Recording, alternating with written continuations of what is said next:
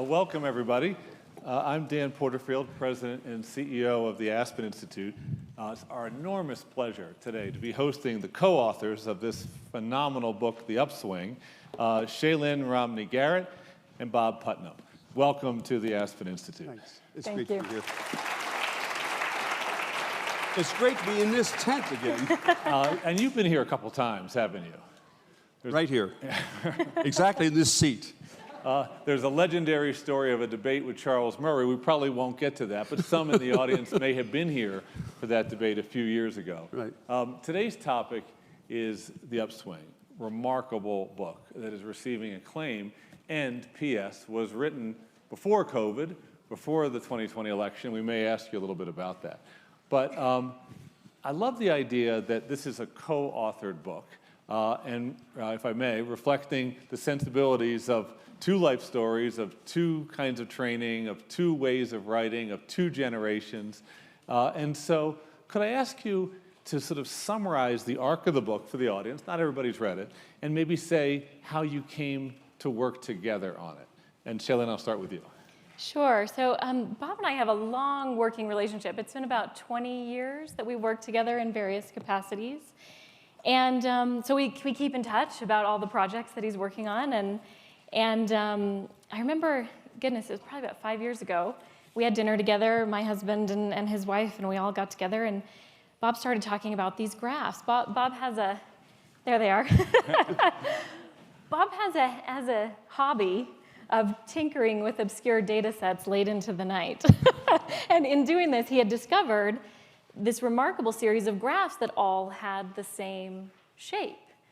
And they were these very disparate fields and disparate concepts, but they were all, over a very long period of time, tracking the same trajectory. And he was toying around with what this meant, and his agent at the time was calling it 5 graphs in search of a story. And it turns out I'm a storyteller, and so eventually I became part of this team to sort of put a story around this remarkable, really breathtaking data-driven summary that Bob had stumbled across. Well, that's a completely true story. I had finished a book called Our Kids, which was actually the subject of this debate between me and Charles and other people. And I had promised Rosemary that was my last book. And, well, there's been a little tittering of laughter here. That's what everybody who knows us said. He doesn't really mean it. But I really meant it. And we were off in England and at Oxford, Nuffield College for a semester, but I began thinking about what the history of trends in, well, I knew what the long-run history of trends, over the last 125, 150 years, trends in social capital, that's social connections, that's my jargon for talking about social connections. And I had vaguely known that there was a similar trend, actually, for economic inequality, although I didn't know very much about it. Then, while I was there on this, 2 or 3 months we were there, I guess, a sabbatical, I stumbled into some other people who were really focused on politics, and they told me there was a very similar graph for political polarization. And as Shaylyn said, I'm a data person, and so I sort of thought that's unlikely to be accidental. And then somebody in one of the audience, the way you do as you're an academic, you give presentations on half-baked ideas, your own half-baked ideas, and I was giving a seminar on this set of half-baked ideas, and somebody in the audience said, "You don't know it, but there's a similar trend with respect to culture." I couldn't even imagine how you could measure culture, and maybe we can get to that in a moment later on. But this person said, "You ought to try this new technique for measuring cultural changes." And this person said, "And I bet when you do that, you're going to find that the trend is this same kind of strange U-shaped curve." And that, I'm now trying to shorten a longer thing that took several years, but I became convinced that I was right about, and I am now convinced, I'm not always convinced that I'm right about everything, but I am convinced that I'm right about this, that the data are, and I'll tell you more than you want to hear about the data. The data are right. This is really for these 4 trends that are very clear and very hard to explain and very important, I thought. But now Shaylyn's story comes in. She's right. Rafe Segalen, my longtime agent, said to me just what she said. Bob has got got 4 graphs in search of a story, and then Rafe happened to know both of us, and he said, "Why don't the two of you get together?" And we did, and now you have the book. Okay, so then now we have a book. Something happened before. So Shaylyn, what did you do to influence how Bob could see the narrative contained within these graphs? So we'll get into the details of this, I think, in a bit, but the basic story is what we call the I curve, which is that so these are graphs that span 125 years of American history. And as Bob mentioned, they span all these different facets of American life, and they all track the same trajectory. And what they show is essentially that America was living in a very individualistic, very self-focused mode at the beginning of the 20th century, but that by all these disparate measures, we moved in the direction of being more solidaristic and more of a we society over the course of 60 to 70 years. And then at roughly the same moment, again, that breathtaking discovery that all these disparate trends turned in the opposite direction, back toward I. So this is a story of America's I, we, I century.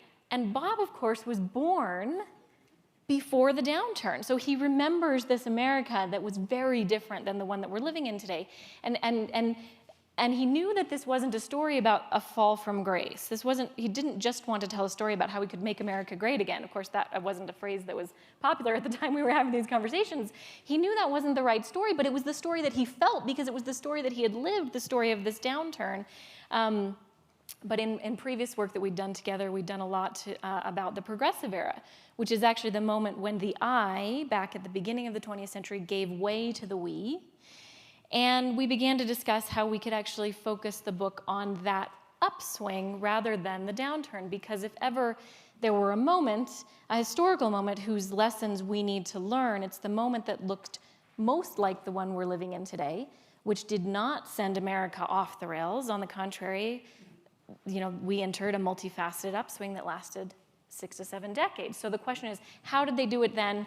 How could we do that again? So, Bob, is there something you would like to add to the framing of I, we, I? Or do you want to talk a little bit about the Gilded Age and some of the lessons that we can learn from that? Sure. Well, I will say a little bit, but this is another case in which I'd rather have Shaylyn talk about that Gilded Age. We both actually, one of the reasons it's a good partnership is we both know a lot of the same things, but we have slightly different takes on them because we're of a different generation. We come from different parts of America. I live in very much blue America. She happens to live very much in red America. We're of different genders, so it's neat to be in this partnership in which we agree about, not everything, we agree about most things, but nevertheless, we are coming from different perspectives. So it's a little bit, we can get a little bit of a stereoscopic view. I don't know if that metaphor works for you, but we're looking at the same thing through different lenses. For me, the core of the I curve as an empirical matter is this astonishing regularity. We looked at, and I won't go through it here because it just bore people, unless you're interested in numbers. If you're interested in numbers, see me afterwards. I will. And if you're not, see me afterwards. But we looked at dozens, scores, maybe as many as 100 different long-run measures of things like income inequality and wealth inequality and social connection, by which I mean joining groups and forming a family and trusting other people, and then measures of political polarization, both measured in terms of national politics, how much the two parties get together or don't get together nationally and locally and among ordinary citizens, and then this sort of strange measure of culture. And they all move, all of these. I just can't express, if you're not into numbers, you don't realize this probably. It's astonishing. You never see that kind of strong correlation over a century and a quarter of such different measures. That's what I mean by the I curve. But of course, a story goes with that, and that leads to the question of how did they get from the Gilded Age, the last Gilded Age, to the progressive. Let's go to Shaylyn for that. But one thing before I do. You had the graphs, and Shaylyn comes and sits down with you. Did you have the narrative in your mind, or did that come through your conversation?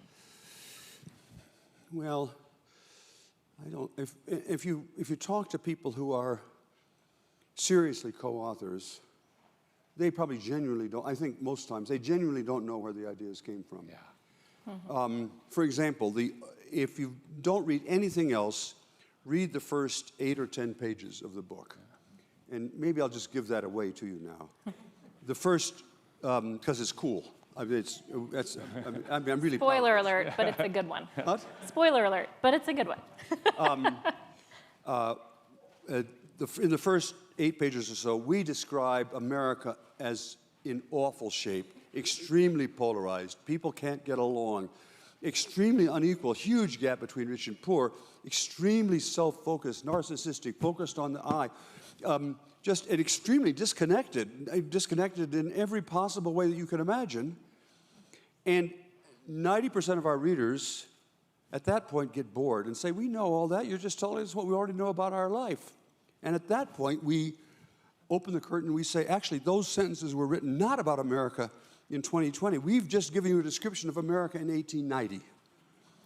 And so it was fun to write that, but now I'm using that to say, so whose idea was that? Yeah.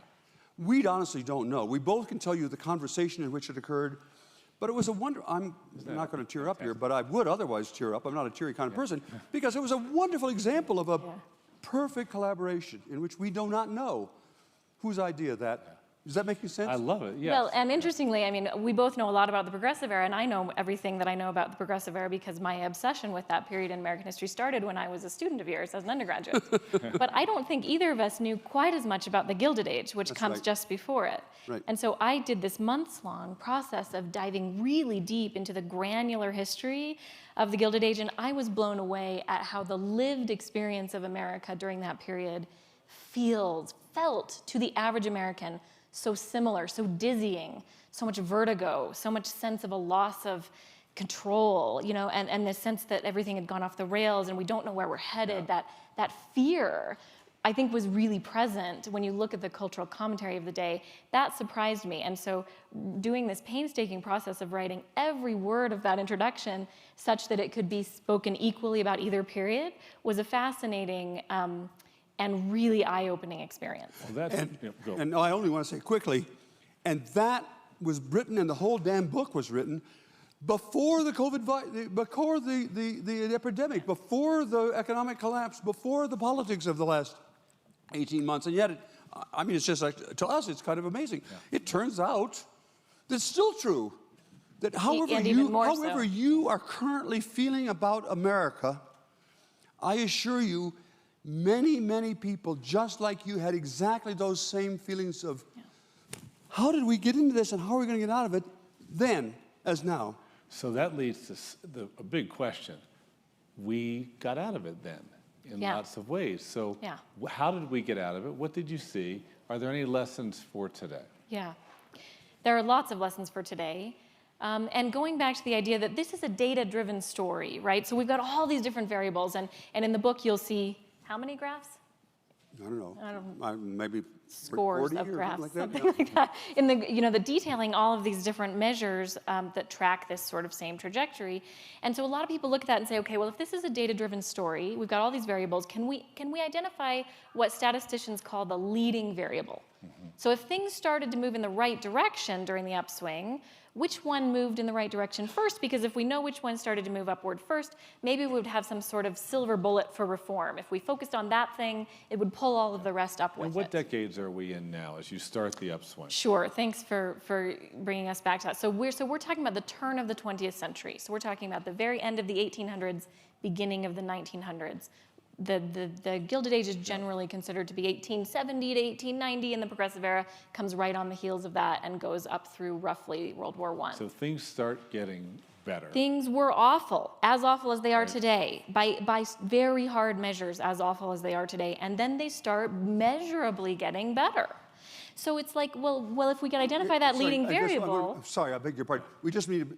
They didn't get instantly super good. No, it was a change in the direction. Yeah. It was a second derivative kind of. I mean, first derivative kind of phenomenon. And isn't that one of the principles of social change making? You've got to reverse the curve and That's get right. things moving. So go ahead, Shaylyn. And so a lot of people actually, a lot of social scientists, I should say, look at that and say, well, it had to have been economics.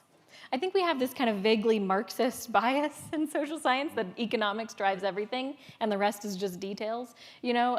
And what turns out to be fascinating about these 4 core curves that we're talking about is that the economic inequality actually began to turn last. So a lot of people feel, okay, if we could just fix the economic inequality today, we'll all start to feel like we're all on the same page, we'll start to recover some of that solidarity and things will, well, the last time that actually turns out not to be true. Not to say, of course, that fixing our economic inequality is not a priority. It's just to say that last time, what got us into the upswing was something different. And by the 4 are culture, society, politics, and economics. Exactly. Yeah. And so, well, if we know what the leading indicator wasn't, well, what was it? Interestingly, and it's really hard to say. We have to be honest that we're looking at scores of data points here, and we're looking really far back in the historical record from a data perspective. But it looks like when you pair the data with the historical record, what turned first was culture. And there was a very clear sense in the turn from actually this began before the progressive era was officially the progressive era. Really, the cultural narrative began to shift even in the Gilded Age, where there was a real moral outcry. There was what we call in the book a moral awakening, where people started to look around and say, this is not just sort of politically unsavory, this is morally wrong. The society that has been created by the Industrial Revolution and all these different, demographic shifts that have happened. And specifically, when you look at the culture of the Gilded Age, it was characterized by something called social Darwinism. At the time, Darwin's idea of the survival of the fittest, which he, of course, articulated about the biological world, was taken by some, not by Darwin, but others, to be used as a justification for organizing society as one giant competition. And only the strong will survive. If that's how it works in nature, that's how it should work in society, and that's a great way to live. And there was a group of reformers that came along to directly challenge that. And interestingly, they came out of evangelical Protestantism. This began as a theological re-examining of Christianity to say, this sort of individualist version of Christianity that we have, where we don't really care about what happens to anybody else, I'm just focused on my own salvation, is completely a betrayal of the Gospels. Yeah. And they began to put forward into society a new cultural narrative that was more about solidarity and taking care of the most vulnerable. That began in Christian America, it spread to the culture more widely, and that actually, you can measure the fact that that began to turn first, which indicates to us that today, one of the lessons of the upswing for today would be, maybe we need to get underneath the conversations about economics and about politics and polarization and have more fundamental conversations about what moral principles we believe should drive our society. And we might find more solidarity and common ground there than we think. Clarifying question, then I'll go to Bob. So I, we, I. That's the fundamental curve. And the curve begins to go up in the progressive period. And the sort of peak is around the early 60s, I think. Right. John F. Kennedy. And then we see the decline of we with the sort of supremacy of I guess, for lack of a better way of putting it. The me decade, as the Tom me Wolfe decade, put it, right? The selfie era, whatever we want to call it. So there's the move, Right. 60s, and then we see lots go down. So you didn't really want to write a story of decline, though. No. I think you were really interested in this part. Right. And so what are some of the lessons that you began to sense from observing the upswing that could be relevant for today? Well, I will be delighted to answer that question, keeping in mind that Shaylyn, I'm going to be now plagiarizing, not plagiarizing, because it's the same book, but I mean, drawing on ideas that came from Shaylyn as well as from me. Yeah. One thing is you need to look at who were the progressives, who were the people who led this. And a lot is known about that. We're not breaking any new ground there. Go ahead, you want to say? Do you want to talk about the diversity of that movement? Because I do want to pause to just clarify that we're not using progressivism in the way that it is used today. Yeah. So the term progressive today is something we might call small p progressivism, which describes the leftmost end of the political spectrum. The term progressive that as we're using it historically is what we would call capital P progressivism. That describes a movement in American history that was actually bipartisan. Historians have called it so diverse as to be barely coherent.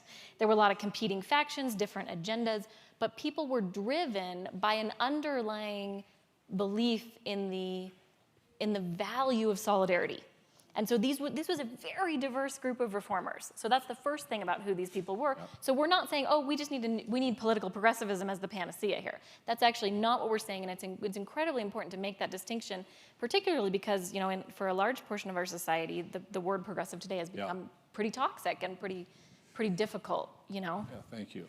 This is one reason why I'm delighted that I have a co-author. If you're going to get a co-author who's smarter than you. That's the crucial part of success here. So I was saying, in the capital P progressive era, there were capital P progressives. There were people who identified who are the leaders of this movement. And these people are known. Jane Addams, for example, is one, probably the name that's most familiar to you. Yeah. But there were, scores of people, and we looked at who were these people. Yeah. And in a way, the most astonishing, they were a very, very diverse group of people. The most astonishing thing is they were all very young. We think of Jane Addams, when there's a famous portrait of Jane Addams, when she got her Nobel Prize for this work, sometime, I don't know, in the 30s sometime, and she was by then an old lady, but she got the award for work she did in her 20s, and that's the important. Yeah. All these people were just kids. Well, not kids, but they were very young. Yeah. And maybe I don't need to do the walk across to now. Remember, when we singled that out as one of the lessons of this period, they were very young people, we knew nothing about any of the things that we all know has happened since.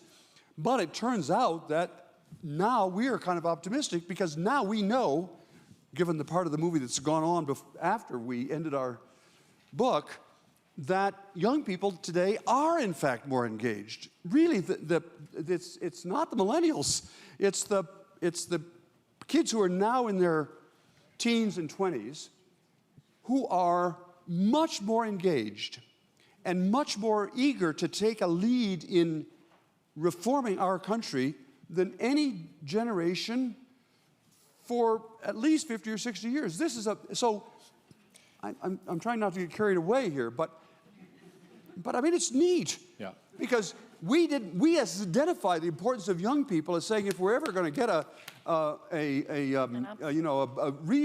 resurgence, a rebound of American society, it's going to have to begin with the youth. And then, lo and behold, it turns out the youth are not doing that. I don't mean we were trying to predict things. I'm trying to say it makes us much more encouraged, makes me much more encouraged now than I was. So I hear two lessons. One is emphasize the collective, build community, and I hear engage the young. Yes. Well, but careful, because what the first lesson actually is, do not be afraid to frame issues in a moral lens.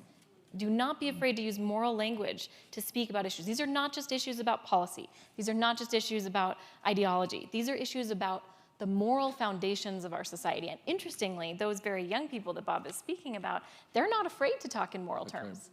They're not afraid. They are in this Greta Thunberg is up there saying, climate is a moral issue. The Black Lives Matter movement is saying, this is about the fundamental assumptions of our society about what is right and wrong.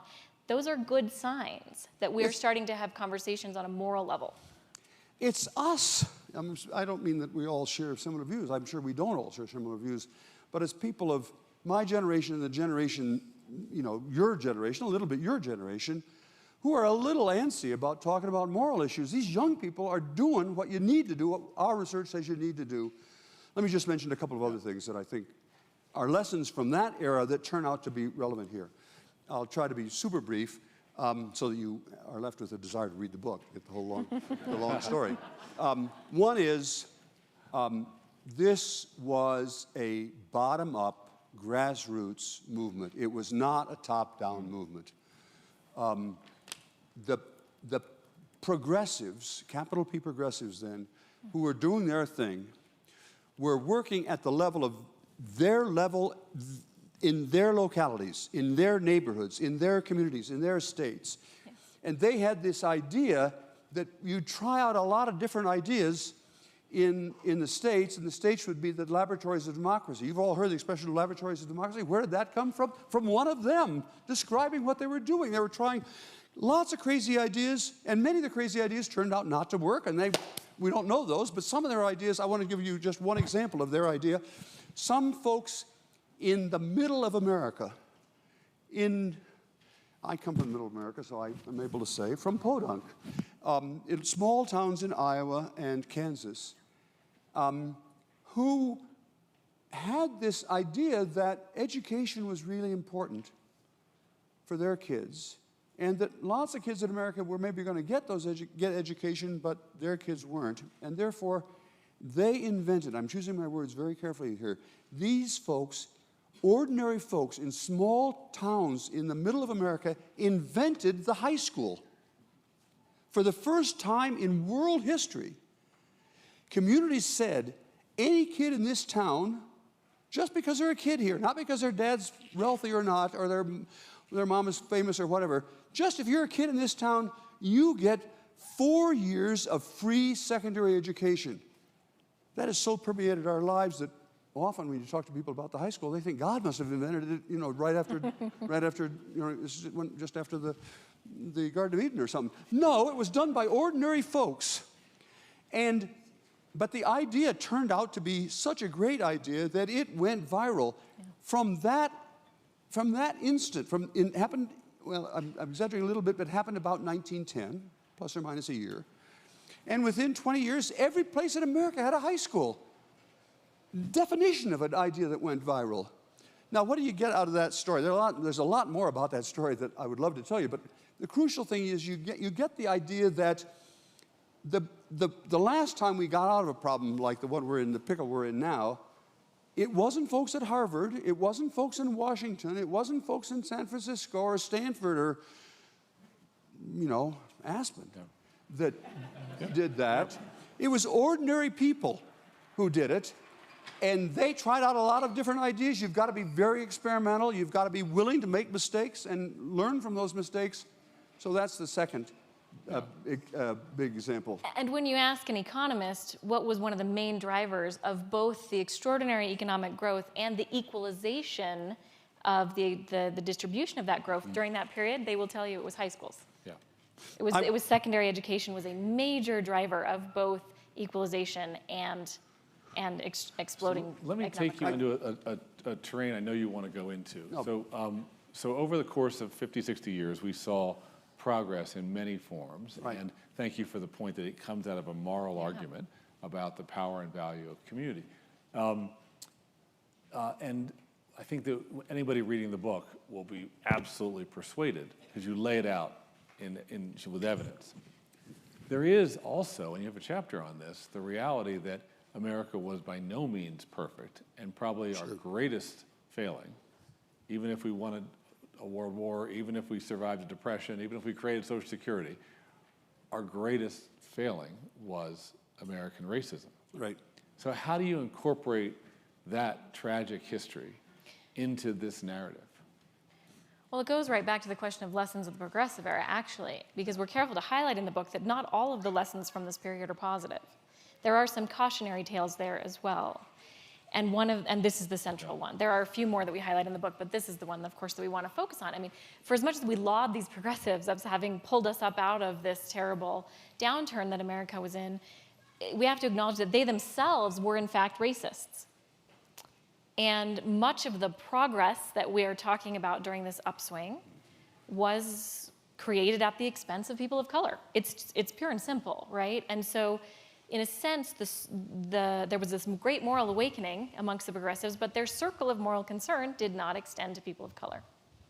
They sort of kicked down the road the need for racial reconciliation in this country in the interest of getting other things done. Have we heard that story before in America, right? Yeah. And so that is a cautionary tale that if we want to spark another upswing today, full inclusion has got to be at the absolute center, not at the periphery of what we're doing. That's one important lesson. However, there's more to this story as well, which is that, again, this is a data-driven book, right? So we're not just telling the story that historically, you know, there was this racism embedded in the progressive movement. We're also telling a story, we're also looking at the data behind what Can I You're going just to say describe the something? data? I just please described do. the data, and then Yes. the thing that Shaylyn has said is by far the most important thing to say about race. Yeah. In our book or in the that is, this is a problem that America has ignored for too long, including ignoring it during the progressive era. Yes. And this upswing toward we. It was a constrained we. Yeah.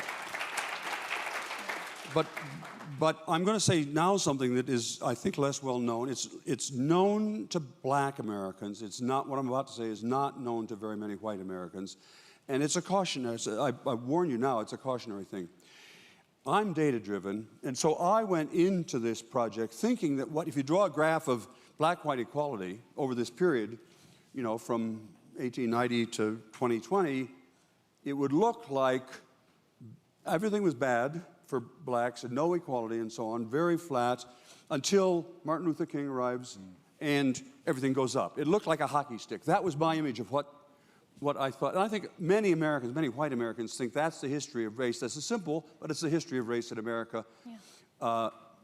We were awful until the Civil Rights Revolution, then we got better. And there are some variables for which that's true, and we talk about those in the book. And we talk about, if you're interested in this, we had an op-ed at the New York Times, gosh, now it seems ages ago, but sometime last fall, on race, so you can get a little bit more of the argument there. And to be clear, the measures that do look like that are about inclusion versus exclusion. Yep. Right? So political representation, or whether you could, you know, get into a professional school or a profession. Those are the types of measures that track that zero progress, then lightning bolt progress trajectory.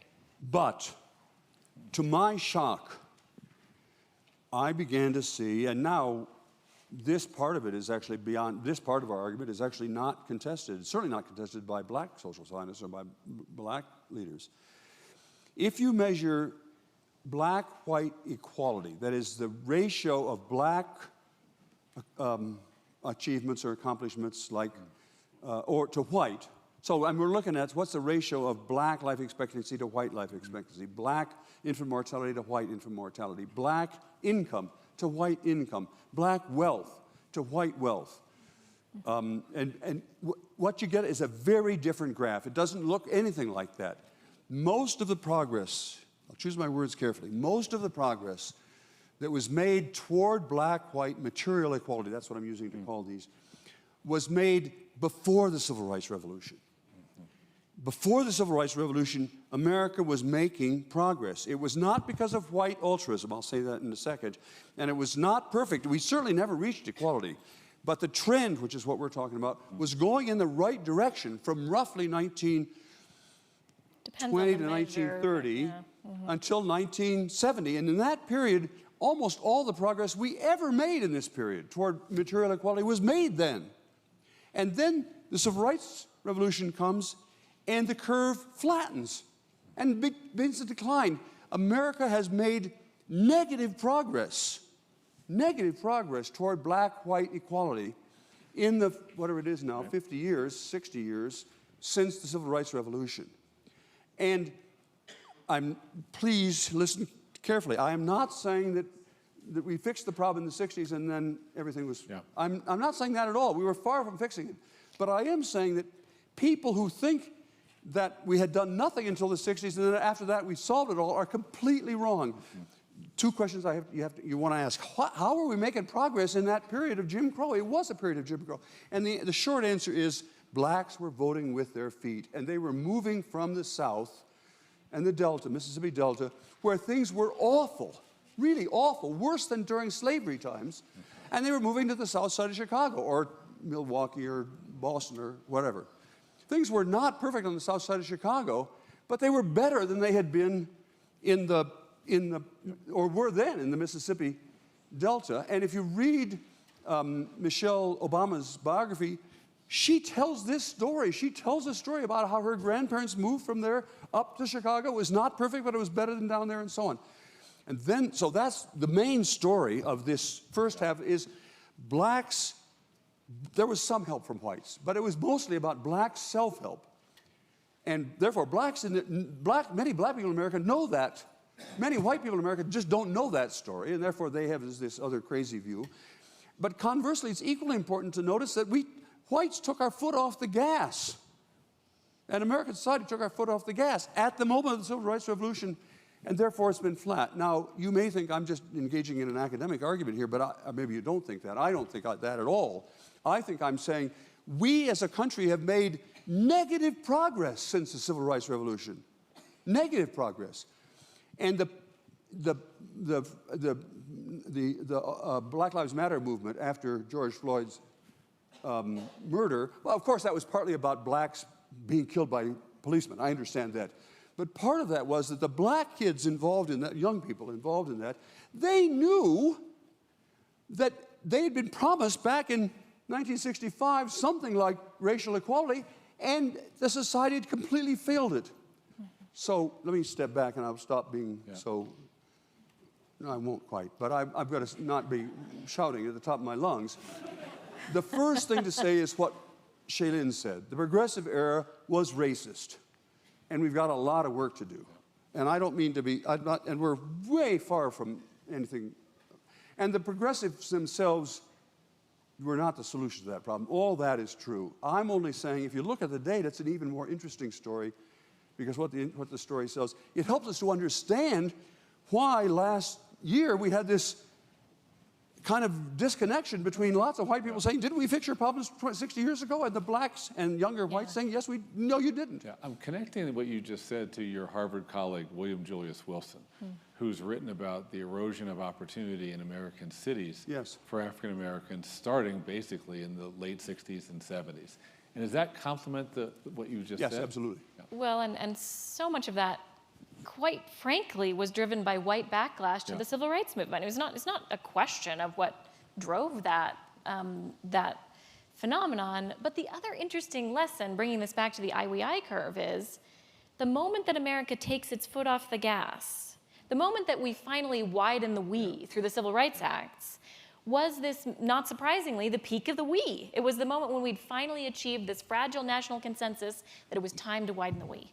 But then immediately following that, the entire country flips toward I in all these other ways. Now, whether it was the white backlash driving the larger turn toward I, or whether the larger turn toward I was intensifying the white backlash, that's really hard to say. But what we do know is that a society that is more and more focused on self-interest and what's in it for me is less likely to do what it needs to do to achieve racial reconciliation. Yep. And so that's going back again to those moral underpinnings where we say, what kind of society are we? Are we an altruistic society or a selfish society? Because if we can't solve that question, how are we ever going to get to solutions about race? And that is not policy work. That is heart work. That is work that every American has to do. And a lot of people ask us, well, why are you even hopeful? This is this horrible story of this horrible state of America in all these measurable ways.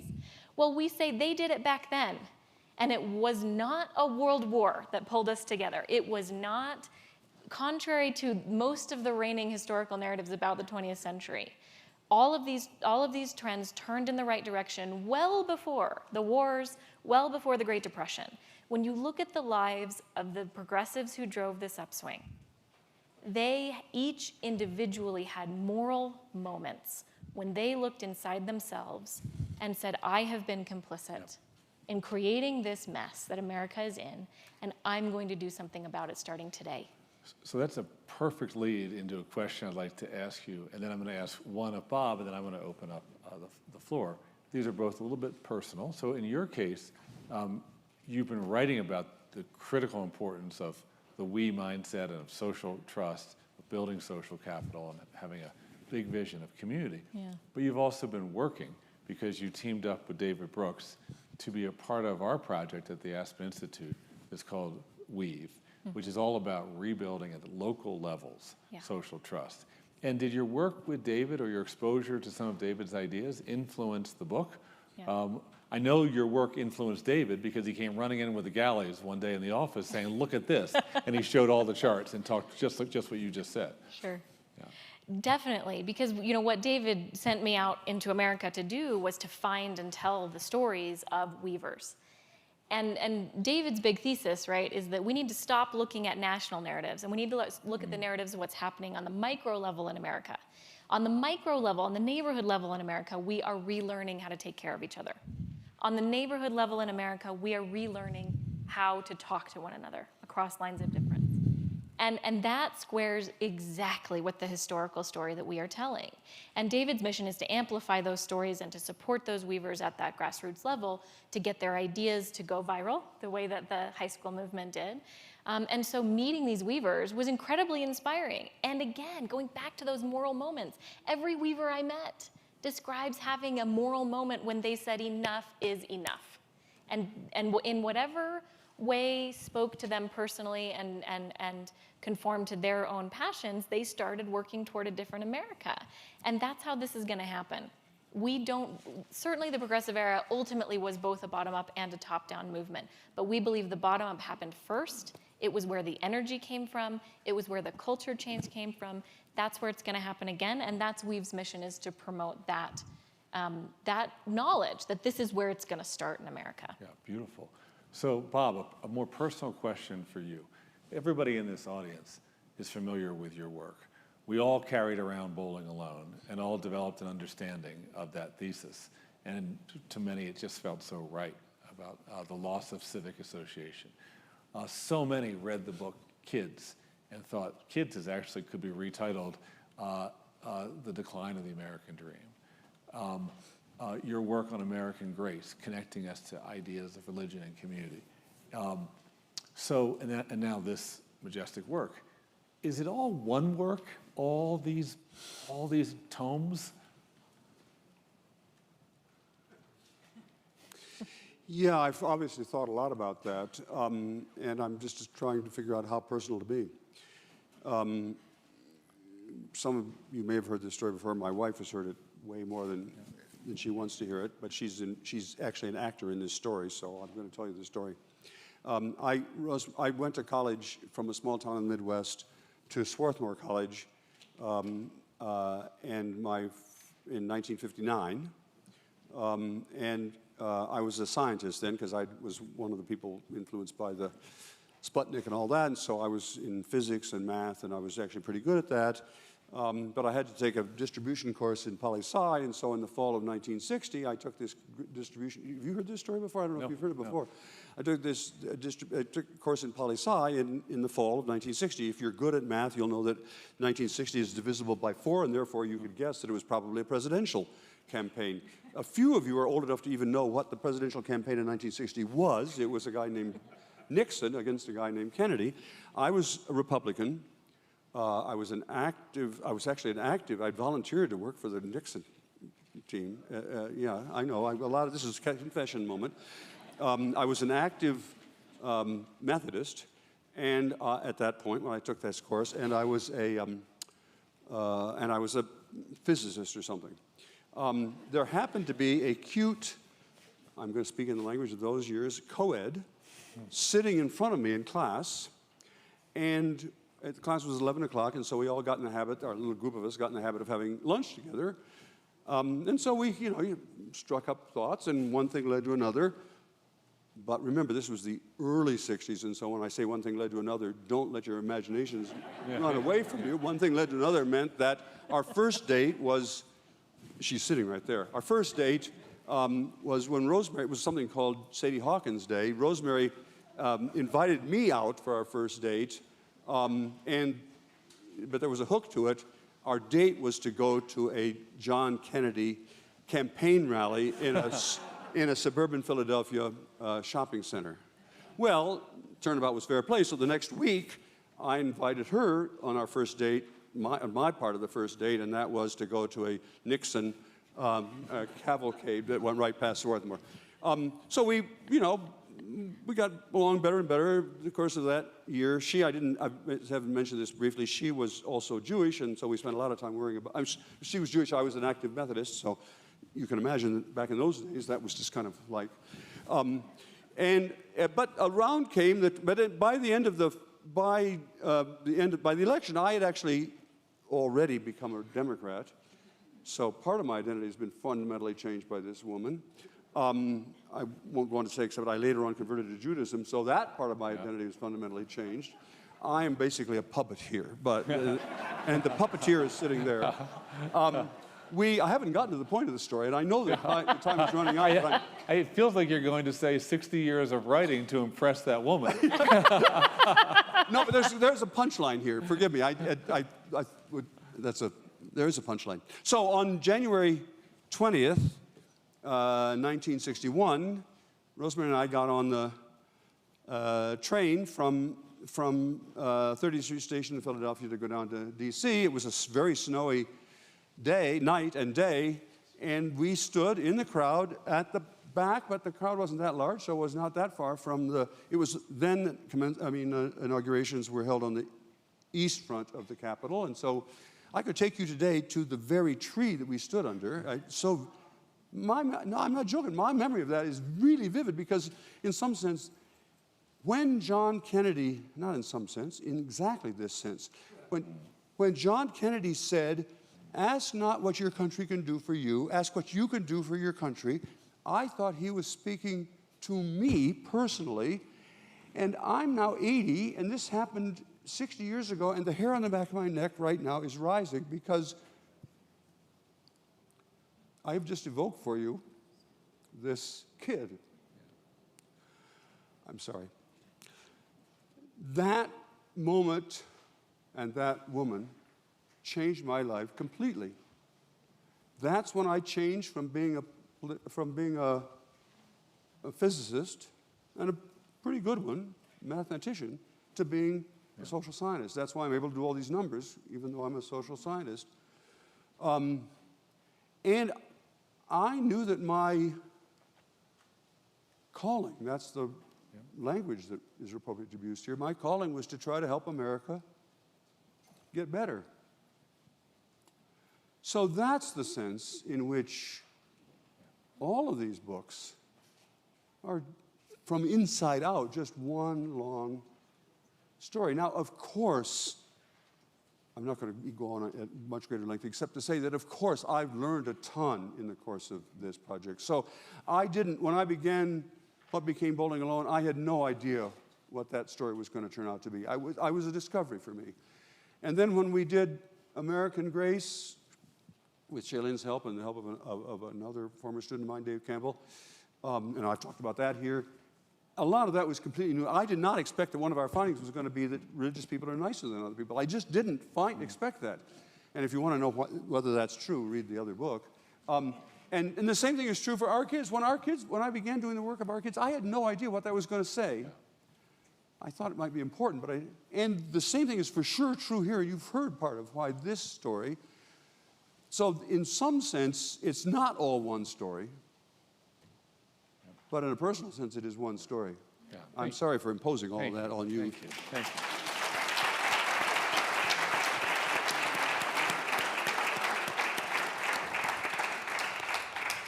you. We have time for a couple questions from the audience. So I think we have one right there to the right. The lights are in our eyes, so I can't see well, but I see the hand. Yeah, thank you. So I'd like to ask about two things going on now and how they reflect the IWU, where it is, and how we get to another side. Perfect question. So one is COVID and vaccines. Yep. Right? Yep. And vaccine resistors, and there's a classic IWU. Yep. And the other is guns. Yep. Despite what we see over and over, and yet it's stuck. So where does that fit into IWU, and how does it get elsewhere?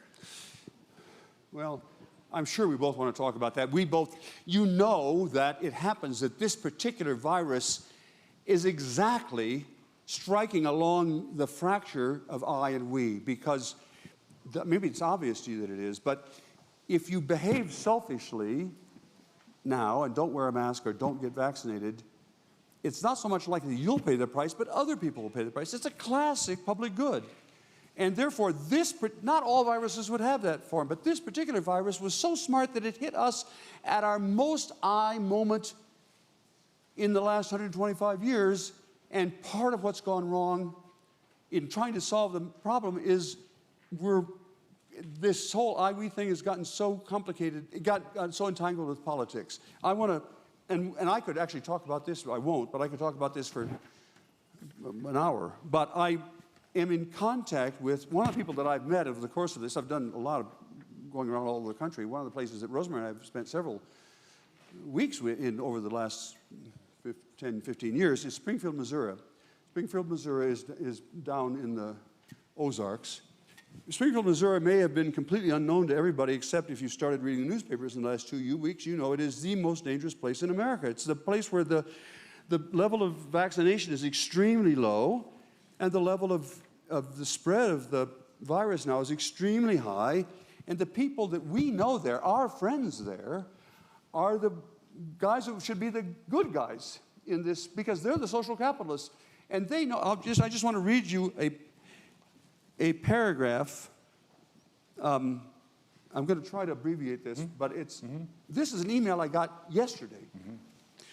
And I wrote sympathizing with this, and he says, yeah, of course, this is just terrible. We have some good people here, including a Republican mayor, who basically gets it, and they're doing the right thing, but it's a terrible, the larger community here is just in terrible shape.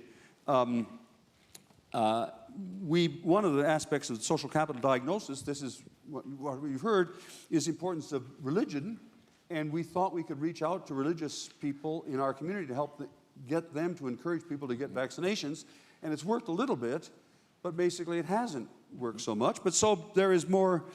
I'm summarizing this. We have experienced a little bit of a spike in vaccinations, but because of the social capital, but it's nowhere near enough. And then he says, and this is this was an idea that I hadn't even seen, but he gets this from the social capital analysis. Forgive me if this is a little complicated. It's what social capital analysis tells you about problems that we face in America today, tonight. At the same time, many in our community, including some of our faith leaders who have been on board from the start, are now experiencing anger toward the unvaccinated. As a community, we're trying to figure out how to prevent that anger and rage from the good guys against the bad guys from further dividing us into tribes, or how to acknowledge those feelings of anger and channel it in a more productive response. We're not there. We need your help. Yeah. Well, he doesn't. I mean, he knows more than I do about how we might have to fix it. I'm only trying to say maybe that doesn't work for you in the audience. Yeah. The whole thing we've been talking about tonight is directly implicated in the things that are in the newspapers today. Could I just add to that, maybe zooming out a little bit, which is that, we are not arguing in the Upswing that the solution to hyper-individualism is hyper-communitarianism. Right. What we are actually advocating for is a return to balance. That's right. And if I can sort of hearken back to the patron saint of American communitarianism, Alexis De Tocqueville. Alexis De Tocqueville came to the United States in the 1830s when America was sort of a new republic and Europe was trying to figure out what was going on with this new governmental experiment. And Tocqueville observed all kinds of life in America, and what he observed first and foremost was Americans' individualism, their fierce commitment to liberty. But then he was surprised by this other finding, which was that people really were good at banding together and to coming into mutual aid and to doing things together. And so he actually coined the term individualism. We don't often remember that. He coined the term individualism, but was also this proponent of communitarianism. And what he came up with to describe what he was seeing in America was a phrase that is extremely important to understand: self-interest rightly understood. This is what we're going for. We are not actually going for a complete surrendering of self-interest. I have some sympathy with those who are opposed to vaccinations simply because I do think things were rushed and there are legitimate concerns about toxicity and other things, but the question is, how do we achieve a balance? I can have my right to have those opinions, but I also need to hold space for what we have to do together to achieve certain ends. And that is what Tocqueville is describing about self-interest, rightly understood, that actually in the long run, what is in my self-interest is what is in the interest of all. And there's a quote that we like to share from Teddy Roosevelt, from going back to the Progressive Era, that we think sums up this idea quite nicely, which is that in the end and in the long run, the fundamental rule of American life is that we shall go up or down together. Let's take one question I hate from to end. that side. That's why I'm lucky to have her as a co-author, because she's so smart. But by the way, before the question comes, since you're a professor at Harvard, I just want to note that the intern who handed the mic to the questioner is Stephen, who is going into his junior year at Harvard. Where's First Stephen? generation college goer from the Roaring Hey. Fork Valley. What's your concentration, Stephen? I'd love to talk with you after I seriously would love to talk with you afterwards. Careful, you might get converted to being political scientist. No. History of science is what I'm now working on. So And by the way, just before the question, just in that spirit of this kid is taking a year off from Harvard next year and going to San Francisco to work as a volunteer in public health.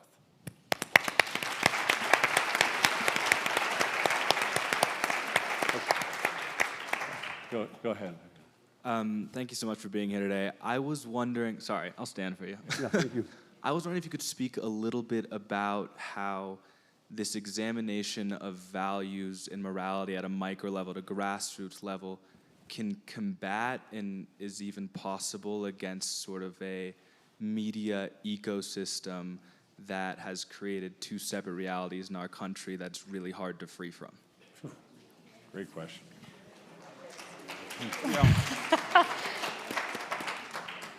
That's the million-dollar question. Yeah. And I'm going to give you a really simple answer, not because I'm trying to be simplistic, but because I actually think there's something fundamental, which is that the way to solve polarization and disinformation is actually relationship. There are systemic reforms that are needed, of course. But coming back into relationship with one another is the most efficient way to combat falsity, to combat disinformation, to combat polarization, is you just have to come back into relationship. In the words of the progressives, my favorite progressives were the settlement house builders, and they said they were setting about to build a nation of neighbors. And I think that there is a fundamental truth there that we keep skipping over. Yes, we need regulation. Yes, we need companies to self-regulate. All of those things, yes. But what can you do? What can I do? I'm not a regulator. What can I do? I can walk across the street to my neighbor who has a Back the Blue flag in his front yard that I get to look at every single day. That's a true. And that is a true fact. He only recently took it down. I was there for almost a year. And I can love him and understand him, and we can work together on projects in our neighborhood, and he can help me fix my faucet, and I can bring a loaf of bread to him, and that is what we do. And I don't agree with him, but I see his humanity, and I can't fight against him because I know what a good soul he is.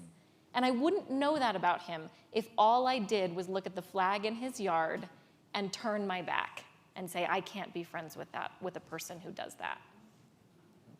And I think we keep skipping over that heart work, hoping that there will be some national panacea to fix this. We need national panaceas, but we also need that moral awakening, that exercise of individual agency to begin to change how we see one another. That is where this will begin.